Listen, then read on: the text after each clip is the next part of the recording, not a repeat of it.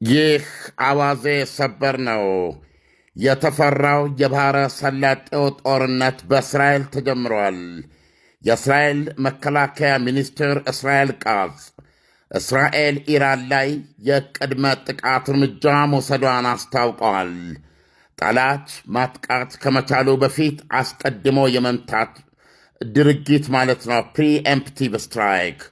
በአሁኑ ሰዓት በመላው እስራኤል የማስጠንቀቂያ ድምፆች እየተስተጋቡ ነው።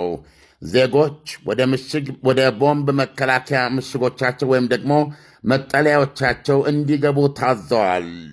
የእስራኤል መከላከያ ሚኒስትር እስራኤል ቃጽ ኢራን ላይ ፕሪኤምፕቲቭ አታክ፣ ኢራን ማጥቃት ወይም እርምጃ ለመውሰድ ከመቻሏ በፊት ቀድሞ የመምታት እርምጃ ወስደናል ሲሉ ማስታወቃቸው ተሰማም። በመላ እስራኤል የማስጠንቀቂያ ድምፆች እየተሰሙ ነው። ኢራን ውስጥ ከፍተኛ ፍንዳታዎች መሰማታቸው ይዘገባል። እስራኤላውያን ሚቅላጥ ተብሎ በሚታወቀው ብዙዎች በየመኖሪያ ቤታቸው መኝታ ክፍሎች ጋር የተያዘ ሌሎች ደግሞ ከፎቆቻቸው ስር በሚገኙ የቦምብ መጠለያዎች እንዲገቡ ታዘዋል። የመካከለኛው ምስራቅ ጦርነት ተጀምሯል። እስራኤል ኢራን ላይ ያልተጠበቀ እርምጃ ወስዳለች። የእስራኤል የደጀን ኃይል የደጀን እዝ ማንኛውም የትምህርት እንቅስቃሴዎች ወይም በሀገሪቱ ትምህርት መቆሙን አስታውቋል። በየትኛውም ቦታ ተሰባስቦ መገኘት እንደማይቻል አስታውቋል። በእስራኤል ሥራ የለም ታውጇል። አስፈላጊ የሆነ ሥራ ከሚሰሩ ጥቂት ዘርፎች በስተቀረ እስራኤል ትምህርት ቤቶች ዘግታለች። ሥራ ቆሟል።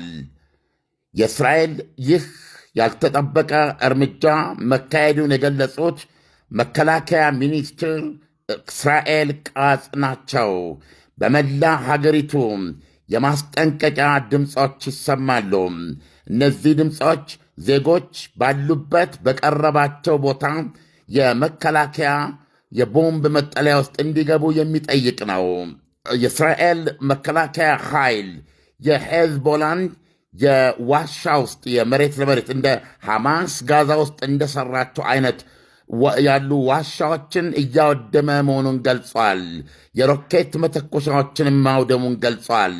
በዚህ ጦርነት የኢራን የአገዛዝ የመጨረሻ ፍልሚያ ተብሎ በሚታመን ጦርነት ኢራንና ሄዝቦላ በተለይ ኢራን ባለሥልጣኖቿን ወደ ሊባኖስ በመላክ ይህ ጦርነት ከፈነዳ ሄዝቦላ ማድረግ የቻለውን ሁሉ በማድረግ እንዲተባበር መጠየቋ ሲዘገብ ቆይቷል። ይህ ጥቃት እጅ ለእጅ ወደ ሄዝቦላም የተነጣጠረ እንደሆነ እያነበብን ነው። እስካሁን ድረስ ከቤሩት ወይም ከሊባኖስ ወደ እስራኤል የተተኮሰ ነገር ስለመኖሩ እያገኘን አይደለም።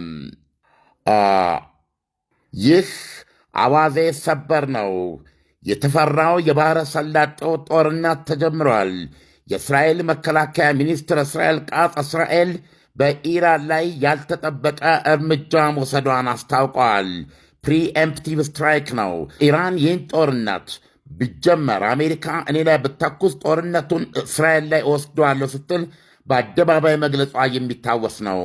እስራኤል ኢራን የማጥቃት ዕድል ከማግኘቷ በፊት ነው ይህን እርምጃ ወሰደችው። በጦርነት ውስጥ የመጀመሪያ ውጤቶች የመጨረሻውን የመወሰን አቅም አላቸው። አሁን ከፊት ለፊቴ የምመለከተው ዜና ኢራን ውስጥ ከፍተኛ ፍንዳታዎች እየተሰሙ መሆናቸውን ይገልጻሉ። በኢራን የተለያዩ ቦታዎች ላይ ፍንዳታዎች እንደሚታዩ ይገልጻሉ። ጭስ ይትቦለቦላል።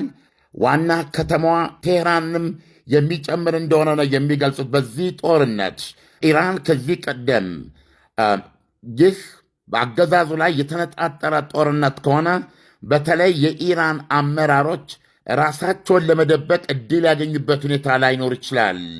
ምክንያቱም ይህ የዛሬው ጥቃት ማንም ያሰበው የገመተው አይደለም።